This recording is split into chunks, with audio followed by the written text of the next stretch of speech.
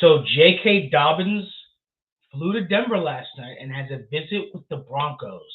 Last year's Charger running back had the best season of his career. He played 13 games, was the workhorse, ran for over 900 yards and 9 touchdowns for the Los Angeles Chargers in a heavy run Harbaugh system.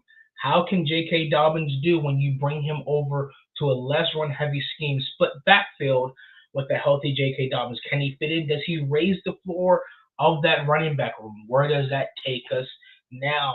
Also, today is day 3 of week 2 of OTAs, which means it's Thursday, it's media day. We get all the answers, all the questions, all the videos, all the pictures we could possibly want, including questions about J.K. Dobbins and Sean Payton's confidence in this running back room. These are all the things we're going to get into. We're going to talk today on the Orange and Blue Blitz Morning Day Show. We are glad to see you here, and let's get it started, baby.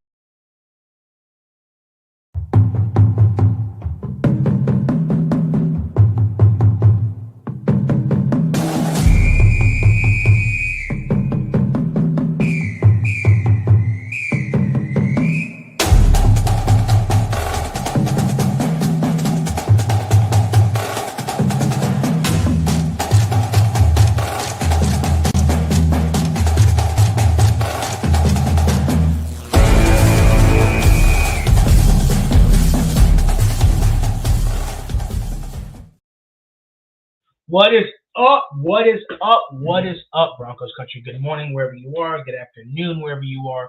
And for some of those who are international, good evening. Wherever it is, welcome back for another segment of the Orange and Blue Blitz Morning Show. I am your host of Bronco Gentleman, Isaiah Henderson, one of the co-founders of the Orange and Blue Network, along with my best friend, the Mile High Viking, Johnny Baki.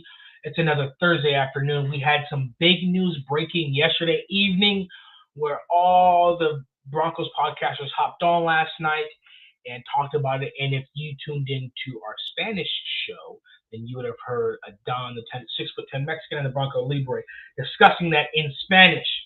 But if not, welcome to the Orange and Blue Network, where we are going to discuss it in English today, just in case you don't speak Spanish. But if you do, go ahead and check them out. But before we do, guys, if you are here from MHRT, go ahead over to the Orange and Blue Network.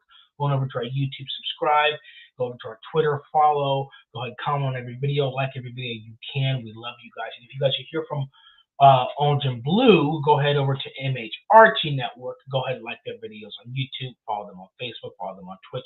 And follow them on Twitter as well. Because we are one big, beautiful network of Broncos Country community. And all we want to do is bring Broncos fandom to the next level. Elite status, if you will. So guys, make sure you guys smash that like button, subscribe to this channel, and share this video with your friends and family. What is up, Orange and Blue crew? I hope everybody's having an excellent morning, a pretty good afternoon. I'm pretty sure we're really excited for OTAs. It was an English show, Broncos Talk. Thank you, Johnny. It wasn't an English show. It was in Spanish. It was their English show, not the Spanish show. Johnny corrected me. So if you guys were tuned in last night, you would have heard them talking about it, and we're going to talk about it again today. So last night, we get a notification, bing, bing, bing, bing, bing. J.K. Dobbins is en route to Denver to meet with the Broncos. Now, if you're anywhere on Broncos social media, you know that Broncos Country has been pounding the table constantly, day in and day out, for another veteran running back. Sean Payton did not show trust in Andre Estimate toward the end of the season. I believe we've seen all of Jalil. So what's the deal? The draft comes, we get RJ Harvey, cool. But it's a rookie, unproven, what next? So everybody said Nick Chubb, J.K. Dobbins. I think the Broncos were really, really interested in Dalvin Cook. That was the running back they really, really wanted in the offseason, but he signed back with the Vikings. So that's what that happened. So now we're sitting here wondering, okay, what do we do? Everybody been talking about J.K. Dobbins. The draft comes, the draft passes. Now the last week of OTAs comes, and here's Sean Payton and George Payton said, hey, we're going to go ahead and look for a veteran running back. We're going to go grab a veteran running back who's good at pass blocking, and who's done it before. Dolphin puts its name on the paper or it gets the hose again. Yeah, go ahead, sign on that dotted line, buddy. Mark your name next to the X because you are a Denver Bronco, buddy. So it tells us. So last season, I guess there was a report that RJ Harvey, I think the reasons why he got benched for the playoff was, I think they said he fumbled in practice. Word is that he fumbled in practice, and that was it. And so going into this season, you want a big step from RJ Harvey, but at the same time, you're like, dude, if you put the ball on the ground once, you're cut. And so instead of being a huge letdown for all of Broncos country and the coaches, you just bring another guy and say, we don't even want to take that chance. Maybe you're a third down back, or maybe Esme gets cut and Jalil's going to be that third down back. So we don't know, but all we know is that there's a visit and they're looking for more running backs. And I'm going to give that a round of applause. I'm going to give that a hand clap because I think the running back room of J.K. Dobbins and RJ Harvey is much better than RJ Harvey and RJ Harvey and Jalil. Sean Payton likes that two-back system. He wants to go away from that three-back system that he had last year. And I think getting a veteran, even though he hasn't been healthy, and here's my thing of it. I was never a J.K. Dobbins guy. And that's probably because, he's simple. Well, he hasn't been healthy, but when he's healthy, he's simple. He's a good back, but simple. And maybe that's what the Broncos need. Maybe we just need some simple and flair, but maybe we need to focus more on the simple instead of the flair. And RJ Harvey does not provide that simple because he cannot put the ball on the ground. It's like a receiver who runs the best routes, has the fastest speed, but cannot catch the ball. A quarterback who has all the fundamentals, all the mental processing, but can't stop throwing interceptions. A running back who's big, who can cut, who has good vision, but can't stop putting the ball on the ground. You're useless. And that's where I fear it's looking. So you bring another vet to raise the floor of that room, a guy you can depend on, a guy who does not fumble. I think he has a fumble one every 300 touches, and I believe he had 0 last year. So he does not fumble. He can pass protect. He can pass catch. And when he's healthy, had he not missed those 4 games, he would have rushed for well over 1,000 yards last season and over 10 touchdowns. So he's got, if you guys hear that in the background, it's the over here where I live, we have the air show every year. So these are the Blue Angels. They're flying around. So if you hear them in the background, that's what you're hearing, fighter pilot jets. Also, the military base is right down the street. Yeah, you can hear it. And so we brought in a veteran, and so now we're thinking, okay, where do we go from here? And I see some people saying, well, this means that Sean Payton thinks the Broncos are Super Bowl contenders this year. Maybe. Or he just does not trust the running back rookie room. But we've been pounding the table for J.K. Dobbins. Now he's here. What does this offense look like now? Is he going to be? I doubt he's going to be signed before OTAs. But if he's signed, he's going to be ready for mandatory minicamp. Is it next week or the week after? I think it's the week after. But he may be signed in time for that. So that just brings the dynamic of this offense up that much more, because now teams don't have to stack the box, or they don't have to try and guess or sell out on the run with RJ Harvey or just cover him. They think, but now we have 2 backs who can possibly do the same thing. D-Rock says, besides the injuries, Dobbins is a one-trick pony. He doesn't catch any passes out of the backfield. Yeah, he caught a couple, but he's like a third down, no shit, throw it to this guy, check down. He's a runner and he's a pass blocker. He's not a pass catcher. That's fine. You never have to worry about, you can sneak him out the backfield. He will catch it. But if you have a guy who can play all 3 downs, and then you have another guy who can play all 3 downs who's more of a pass catcher, now there's a balance of the offense. You don't know who's doing what, or who's going where. And I think that with the tight end room and with the wide receivers developing, I think this is huge. This is huge. And it just takes that much more of a load off of Bo Nix and the offense and the receivers. The other thing is J.K. Dobbins, not only did he have his injury history, but last year, the teams that J.K. Dobbins has played for, correct me if I'm wrong, chat, but I'm pretty sure it's the Ravens and the Chargers. Those are both Harbaugh brothers, run heavy. And so you get a guy like J.K. Dobbins who's still fairly young, but he's beat up. He's beat up in these run heavy, and he was, I believe they wanted him to be the workhorse in Baltimore. And I believe until he got injured, he was the workhorse in LA. But you're not going to be the workhorse when you come here. So I understand everybody's concerned about the injury history, but he's not going to be carrying the ball as much as he did when he was with Baltimore or when he was with the Chargers. Sean Payton doesn't plan on using him that way. Sean Payton likes a two-back system. So I guess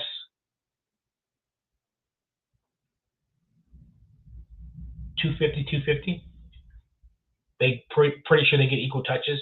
Can't think of off the top of my head how many touches that Dobbins had last year in his 13 games. But in his 13 games, he put up 900 rushing yards and 9 touchdowns. And he missed 4 games. So with 4 games, he would have probably put up 1,200 rushing yards. He was one of the, for a while, he's one of the best running backs in the NFL being talked about. He was up there being discussed with Saquon, Henry, Jacobs, and then it was Dobbins. He was up there. So had he stayed healthy, 1,300 rushing yards, maybe 12 touchdowns. If you told me the Broncos were signing a fully healthy, and don't forget J.K. Dobbins is also healthy because he came back after that MCL sprain and did finish out the season and play in the playoff game. So he is healthy. But if you had told me we would get a 900-yard rusher, 9-touchdown veteran in this back room with RJ Harvey, I'd sign up for that. And that just leaves one of the glaring holes is now you don't have to worry about, you're not putting all your eggs in the developmental basket. Because right now with a lot of these free agents, you're putting a lot of pressure on Bo Lowry and the health basket. We can keep these guys healthy. Dre Greenlaw, Evan Ingram, Talanoa, Hufanga, J.K. Dobbins. We can keep these guys healthy. J.K. Dobbins is healthy. Evan Ingram's healthy. Talanoa is healthy. They're all healthy. But what you're also doing is you're not putting it all on the rookie running back basket, where so much hinges on RJ Harvey for the success of this team. If we know that, other teams know that. Now, there's also Evan Ingram there too, but this takes pressure off of him. And so this allows him to learn, pick up pass blocking, and really just get, because one thing that J.K. Dobbins has that's really good, and I think RJ Harvey can learn, is the north and south consistency. RJ Harvey likes to bounce out, and he's good, and I think that's a part of the UCF offensive line, and the fact that, sometimes he just had to. But RJ Harvey had no problem going north and south, and I think he can really learn about going north and south in the NFL from J.K. Dobbins. Paul Schaefer says, did we sign J.K.? No, he's visiting with them last night and today and tomorrow. We desperately need J.K. I'm not kidding you. Yeah, I think it's more of the question is, who would you rather have, Nick Chubb or J.K. Dobbins? Because they're both injury prone. And we went with J.K. Dobbins. D-Rock says, silver lining, Dobbins has familiarity with Ben Powers with his team in B-More, so that's something that may persuade him to sign. Yes, he does have familiarity with Ben Powers, who was the former left guard for the Baltimore Ravens. Like I said, he's come from these power schemes, these gap schemes in Baltimore from the Harbaugh brothers, so he knows what pounding the rock looks like, except this time he'll have less. He won't be the workhorse, so he'll be a lot fresher, and he'll be him and RJ Harvey, a good tandem, a good change of pace back. That's going to be very, very good, and that can take this Broncos team truly with this addition of beefing up this running back room. And I saw some Chargers fans. Chargers fans they wanted him to stay. If they didn't want him to stay, they didn't want him to go to Denver. Excuse me. And actually, some of them actually preferred J.K. Dobbins over Najee Harris. So that's pretty interesting. I want to see the 2 backfield sets, and I would like to see Mike Burton in a power I formation with J.K. Dobbins back there. So yeah, I think all in all, this has the potential to be a really, really good signing. A really, really good signing that really raises the floor of the team and of everyone, and it just brings them that much closer. And really have the potential to really win the AFC West. I think the Chiefs last year, I think that was the last year because in the previous season, after they got beat up by the Bucks in the Super Bowl, they had to quote unquote rebuild. But that previous year, they weren't barely skating by a bunch of one-win games. They were winning, so you knew you had a feeling the Chiefs were going to the Super Bowl. This year, the Chiefs skated by a bunch of one-possession luck win games all the way to the Super Bowl. Good teams do that. I just don't think that's going to happen this year with teams chasing and lifting the threshold and the floor to be Super Bowl champions to chase the Chiefs. I just think that those one-score teams and those one-score games are going to flip, and teams have an idea, especially with the revamped offensive line and an understanding of Andy Reid's system. I think it's going to be a little bit more challenging for the Chiefs. Now, when it comes to the Chargers, I think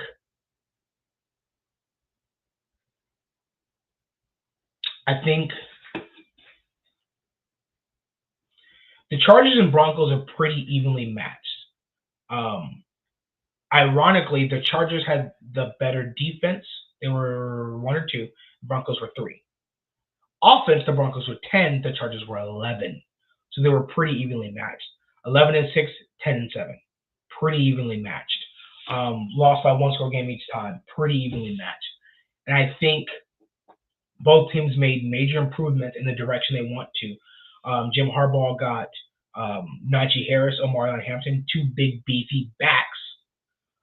Then he got Trey Harris, another big receiver, and then he got Mekhi Becton, a big ass guard from Philly that you can pull. So you can tell where he wants to go back into that play action, back into the run game, and back into the play action, hitting receivers over the middle. That you can tell that's what he wants to do.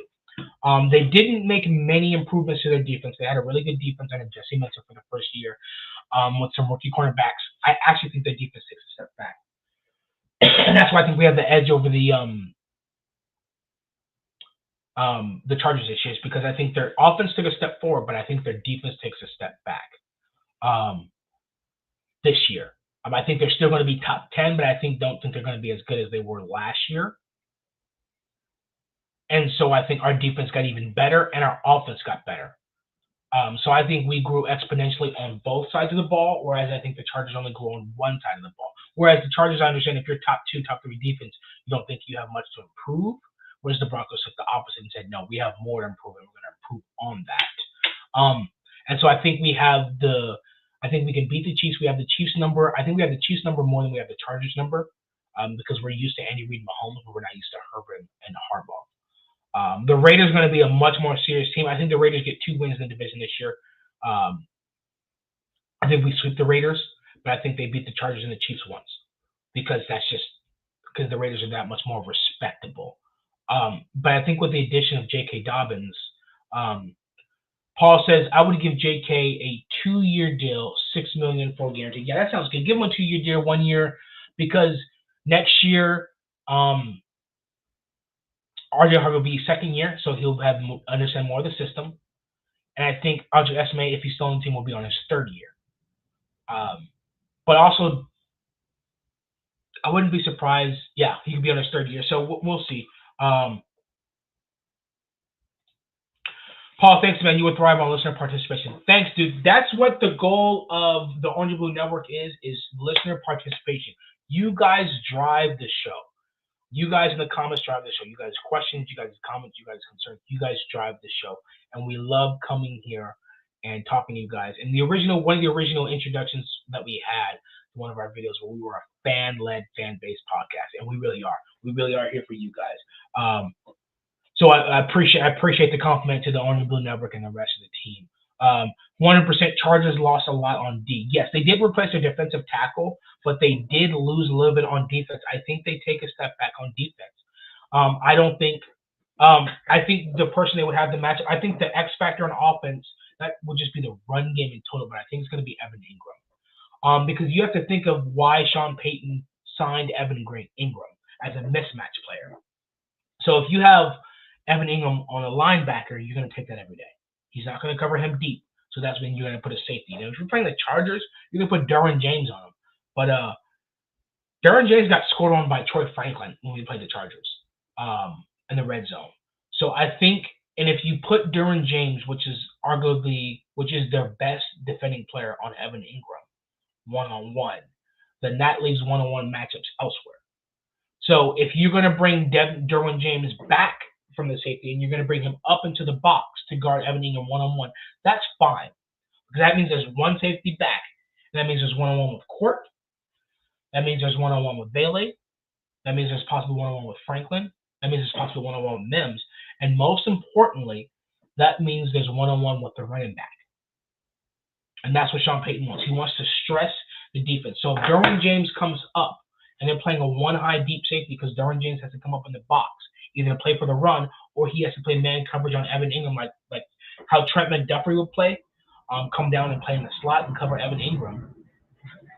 That means that Bo Nix and Sean Payton will see that. And that means that you have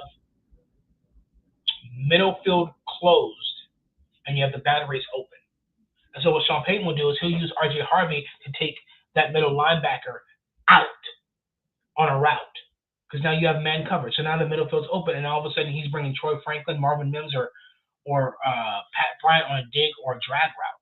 That's what Evan Ingram does, is he manipulates the defense. He may not be the target of it, but the fact of him being a vertical threat like Sean Payton wanted takes away your linebackers, takes away your safeties. And now the defense they can't be proactive, they have to be reactive. So if I'm a defense and I have to figure out where Evan Ingram, if I call a defense in the huddle, but then Evan Ingram comes out, now I have to change the defense. I can't play the game I want. I have to constantly play their game. Well, Evan Ingram's on the boundary this time, so now I have to move. Well, I don't want to move the linebacker outside on the boundary and put Evan Ingram one-on-one with a linebacker. So I'm going to bring the safety out to the boundary, so that way that clears up, that moves that safety. And now I have backside one-on-one with Cortland Sutton. I can see a backside fade coming all day. Why? Because the safety's not there. Okay, so you're like, okay, I don't want to do that. Now let me put the safety back and put a top on top of Cortland Sutton because we don't want that to happen. Well, guess what? Now the middle of the field's open. Now the middle of the field just opened. So you can use a running back, you can run the ball, or you can use your tight end, bring him back from outside in line, and have him run the middle of the field route. That's what that does. And so you have these teams the Raiders defense needs help. But you've got Trent McDuffie, and you also have Derwin James. And so, one, they've never seen Bo Nix, Sean Payton, and a good tight end. They have no idea what that looks like. Sean Payton does.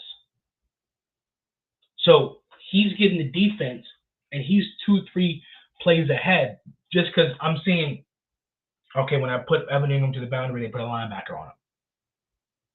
When I put him wider out on the slot, and they put a nickel on him or a dime backer on him.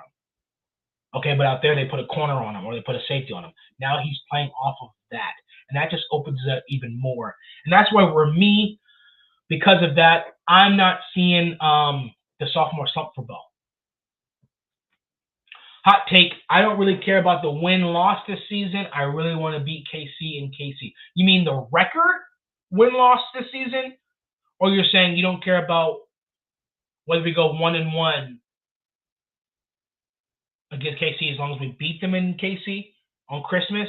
Because that is the next record that we have to break. The next record we have to break is we have not beat Kansas City in Kansas City since Peyton Manning. We've beaten Kansas City both times in Denver, but never in Kansas City. We were close last year. So that's another hot streak to break. The record, he says he doesn't really care about the record this season. He really want to beat Kansas. That is a hot take. Let me see. We had a hot take button over here.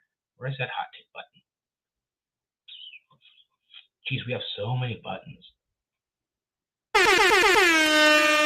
Yeah. Hot take. Doesn't care about the record. Just wants to beat KC in KC. Well, if we're 0-8 when we get there, I don't think we're going to beat KC and KC. But if we're 0-8 and we get there, we'll beat KC and KC, then that makes KC look bad. So I want to beat KC in the playoffs. I want to beat them in the playoffs. I'm sick. I want to win the AFC and I want to become the Chiefs' worst nightmare. I want to win the AFC West, dethrone them, take the crown, and then turn around and beat them in the playoffs and say, yeah, we told you we're done with you. There's a new sheriff in town. Paul says Ingram is that joker we needed. Yes. And the second he hit the market, we were all over it. And it seems like we're giving J.K. Dobbins the same treatment as Evan Ingram. But yeah, as soon as he hit the market, we got him. We needed him. And sitting back and thinking about it, based off Sean Payton's history and what he likes, I can't see, maybe except for Kyle Pitts, there were not many tight ends in free agency that you could trade for that really fits what Sean Payton wanted. And it's funny because we were all on the train for Jawan Johnson, and then Evan Ingram came forward. And it's funny because I think they wanted Elijah Arroyo in the draft, so second round, to back up Evan Ingram and learn from him. But then he got picked up, and so we just traded back until we got RJ Harvey, which is fine. That works out. But now that we've talked about J.K. Dobbins coming in, now we're just waiting to see if they're signed. I think I saw somewhere that some news this morning that Terry McLaurin is upset and left OTAs because he doesn't have a contract. Similar to Cortland's 29, Terry's 30. This is his probably his last contract, so he wants guaranteed money. He wants that stability. There were some people in Broncos country opining on the idea of trading for T-Mac. Terry McLaurin. Scary Terry. We're not going to do that because we have to pay Cortland, we have to pay other guys, and he wants a new contract. So we're not going to trade for him unless we're willing to give him a contract. Now, I could see the Patriots picking up the phone. I could see the Steelers picking up the phone and calling, but I also don't see Washington letting him out of the building. Now, him walking out of voluntary OTAs, now that means something. That definitely means something. But that's just something to keep an eye on and look at. But today's media day. Today's the third day of OTAs. And so we don't have much time left. Probably going to do an early show today because, 15 minutes to 1? Yeah. So probably just an early show today. But the last thing I want to touch on is what are we going to hear or what do we want to hear from OTAs today? Well, I think the main question is going to be J.K. Dobbins in the running back room. That's for sure. But I definitely want to, like we talked about yesterday, I want to hear about PS2 and Jahdae Barron. How are they looking out there? How are they looking together? I wish Dre Greenlaw was on the field because I want to see them all together. The drawbridge is down at the Kingdom, and I can get my pillaging boots on. Yes, let's begin the siege. Let us begin the siege on Chiefs Kingdom. I agree. Yeah, so I want to hear about J.K. Dobbins. They're definitely gonna ask those questions to Sean Payton all over again. I want to see about PS2 and Jahdae Barron and how they're using them together and how that defense looks. But there's really not, and this is probably why I'm not a part of the press. I can't think of many questions to ask. Well, one, you only get 1 day of OTAs to watch. There can be much improvement from last week, but what are you expecting to see differently from last week without pads? So I expect the questions to be a little repetitive. But I don't know if you guys were in the press, if you guys had press badges, which I guess that would be a goal of the Orange Bowl Network to be one day, huh? To be legitimized as a network, a Broncos Network podcast, that we get press credentials. Maybe not permanent because none of us live in Colorado, but that would be nice. I like how DNVR got there as a podcast and ended up getting press credentials. So that would be nice. No, granted, it's easy when you live in Colorado, but if you guys were in the press pool, what questions would you ask? They can't be about J.K. Dobbins and it can't be about the running back room because that's a given. What would you guys ask? Let me think. Thinking of all the questions that were asked last week, another week. I said yesterday, I want to. Bronco Libre lives in Denver. We're gonna try and get him a press pass, but the only qualification is he has to keep the luchador mask on when he asks the questions. He has to remain in character. Has to remain in character. Because that wide receiver room is so stacked in depth, I want to know Sean Payton's vision for Pat Bryant. But if everybody's saying Bailey had a good camp and Payton's calling out Troy Franklin personally, I don't know what Pat Bryant can do. I guess we just gotta wait for camp and we gotta wait for OTAs, mandatory minicamp videos. Let's see. They're not going to give away, because most of the questions you want to ask are specific questions that they're not going to ask and they're not giving away. So like you'd be like, oh, where's Jade lining up? Where do you see him? But they're not going to give that away. Yep, no J.K. Dobbins questions, no running back questions. Excellent question. But this is one of the more specific questions that I'm not sure the press will ask or they would answer because it's specific. But I like this. Do you plan on more Wildcat this year with RJ? That's an excellent question. Does Sean Payton plan on using RJ in the Wildcat? Absolutely. He did it with Taysom Hill. You saw the highlights of RJ Harvey using Wildcat. And this is where I think certain things are just going to – the playbook is open fully. And Sean Payton has full creative ability and now he can implement RPOs, different type of RPOs. He's got, if he signs Dobbins, you got Dobbins and RJ where you can run any type of running back sets you want. You've got the tight end, so you can use the tight end any way you please.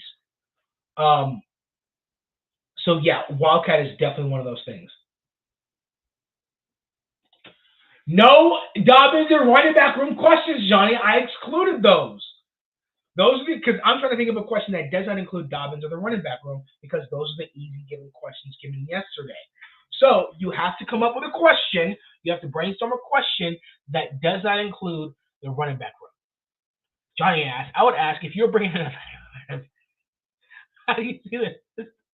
No running back room questions, Johnny. No running back room questions.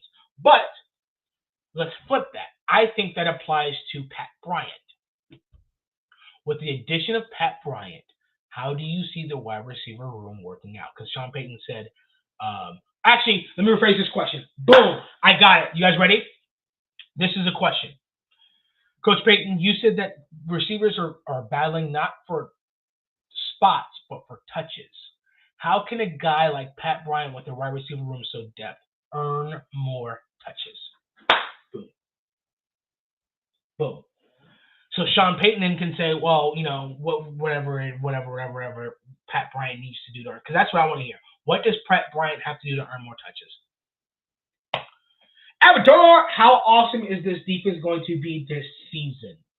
Well, I was listening to a podcast, and the guy said that the 2015 Denver defense is not historical. That he said the 85 Bears, the 2000 Ravens, the 13 Seahawks were historical, but the 15 defense wasn't. He made his claims. He made his points. I can agree with some of them. But this defense, how awesome is this defense going to be? I said that because I'm using the historical defenses as a standard, and I'm trying to work backwards from there. Last year we were leading sacks. We were 7th total. Whole defensive line coming back. That's just some scheme where he likes to man up and rush 5. I think we're going to play a little bit more zone because Johnny Barron's an excellent zone guy, and I think we have enough guys in the secondary to communicate that.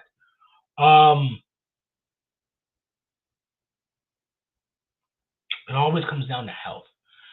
Talanoa Fungus out there is playing. And the only one missing, and Alex Singleton's getting out there, but he's also out there. The only one missing is Drake Greenlaw, and that's what it's going to come down to. My only worry, now, from what I got last year, was the defensive line was graded really, really high, and that the run defense wasn't with the defensive line, but it was with the linebackers filling their holes. And as we know, Alex Singleton went out, and so now then Barton was there, and Barton was more of a placeholder, which is why we let him go. If we can even improve on our run defense from last year, we will be the number 1 defense in the NFL. I think Riley Moss coming back healthy. I think with the addition of an A1 slot and Talanoa Hufanga, I don't think he can throw. So it comes down to, can our linebackers fill their holes? If we do sign Dobbins, Mile High Country, it will be known as Dr. Frankenstein's Broncos because almost every addition acquired had worked done. Yeah, it's almost like the Broncos is like a rehab facility. It's almost like it's a rehab facility where if you're at the end of your career or you're looking for a chance, but you're off injury and you fit the scheme, come to Denver. I kind of like that because if it hits, it hits. Um, Johnny, fine. Instead, I would ask, why do you think my best friend Isaiah is such an asshole? And why would someone like Troy Franklin need to do not only sign a roster, but to get a second contract? Okay. First off, the first question is horrible. So they would kick you out of the press conference. Secondly, what would someone like Troy Franklin need to do not only stay on the roster, but to get a second contract? I wouldn't ask about the second contract because that's so far away. But your first part of the question is interesting. Need to do to not only stay on the roster. That's assuming he's on the roster bubble. But I think it would be someone as what does he have to do to get more touches? And I think it goes to Pat Bryant. And I agree with that. How are you using Troy Franklin this year? What is your vision? Is your vision for Troy Franklin similar to last year where he opens up the deep, or is he going to be more for short intermediate routes? Does he get more touches through opening up, or what part of the game does he need to improve this year to get more touches? I love that. I love that question. Guys, we're going to close out today because it's short. And it's, we talked about J.K. Dobbins, and like I said, we're just waiting to hear. Johnny, do we have today's Thursday. Do we have a show on Thursday? Let me know if we have a show on Thursday so I can shout that out. Also, make the graphic postcard so we can post that. Because if we do have a show tonight, that means that you guys can go ahead and tune in tonight to the Orange Blue Network to hear the details of week 2 of the OTAs. So that's why I need you guys. Wait. We do not. Yes. Excellent question, Paul. Coming in the fourth quarter for a dagger 3. I would ask Sean about the tush push. Yes. Why did the Denver vote against the tush push? And I also want BJ to come up with some crazy. Here's my thing with the tush push. Don't ban it, but what I want to see is some insane defensive formation that offsets the tush push. Like the same way the Eagles came up with a crazy offensive weapon that can't be stopped through some crazy formation. I want to see the defense do the same thing. Like, why can't you do some type of defensive formation similar to the offensive formation where now you guys are just in a rugby formation? Look at rugby and then see if you can recreate that. Be creative and then make them stop doing it. But yeah, I want to know why they voted against it. I think it's because we played them this year. Simple. We just played them this year. Johnny says we do not have a show this evening, so that means that you guys are going to have to, because we don't have a show tonight, you guys are going to go ahead and go over to MHRT and you're going to go ahead and subscribe to their channel because they do have a show tonight. Like their videos, subscribe to their channel, and share them with your friends and family. If you're from Orange and Blue, because we don't have a show tonight, you can go over to MHRT, hit the notification bell so you can find out when their shows are. And also, if you're here from MHRT, you need to go ahead and hit the notification bell for our videos because we have a morning show every day now. And we have shows almost every day except for Thursdays, but we will, especially coming the season. So that way you guys can't miss it. So go ahead over to YouTube, Twitter, Facebook, and share these videos because we love you. And we want you here with us. Last couple comments before we close out. D-Rock says, Franklin needs to have a more positive consistency on the field. He's leaning towards Judy territory, but without the drama diva attitude. Yes, I see him as a Judy. He can create separation. He's got the speed. He doesn't have the, we can see why Jerry Judy's cocky because Jerry Judy's really good. He just didn't fit the Broncos and Sean Payton, which is fine. But yeah, I think I need Franklin to turn into that because he has so much potential with his speed and separation. He should be an absolute dog. With his physique, he kind of reminds me of Justin Jefferson in the way his physique. And I'm not saying he has the potential to be Justin Jefferson, but he can pose a threat in regards to his speed, his route running, his separation, and his ability to line up anywhere on the field as Justin Jefferson does. Justin Jefferson can line up in the slot and the boundary. When he came out of college, they thought he was just a slot guy, but he can do both. Troy Franklin can do both as well. I'm not saying he's Justin Jefferson, but he needs to present himself that way as, hey, I can do it all. I'm going to catch everything. This And that connection with Bo needs to, because that's where they drafted him in the 4th. West Side, as always, good seeing you, Mile High Country. Paul Schaefer says, Eagles week 5, I'm against the tush push. Yes, D should allow to be pushed on each other, then someone gets crushed. Yeah, that's what I'm afraid of, is someone's going to get crushed and you're not going to stop. I don't know why. Well, they tried jumping over the line and they penalized them. But Avatar says, we believe. Yes, guys, I love you. Like this video, subscribe to this channel, share this video with your friends and family. Hit the notification bell because we have a lot more videos coming out, a lot daily. And as you can see, this show we're gonna start around noon to noon 15. So I'm gonna need y'all here in the comments driving this show, especially in between this time between let's see, OTAs and mandatory minicamp, because I think that's a week of nothingness. And replaying old videos and old press conferences. So I'm going to need you guys here. Because I'm not about to sit here and just talk to myself. I need y'all talking back. I need dialogue. We got to get this show moving. And that's why we love you guys. So feel free to comment on all the videos to talk about. Marky Sports comes in at the end of the show. Unfortunately, Marky, you came in at the end. But he comes in the comments and said, let's go. Let's go. Guys, we love you all. We will see you tomorrow morning for another episode of Orange and Blue Blitz Morning Show. Mile High salute.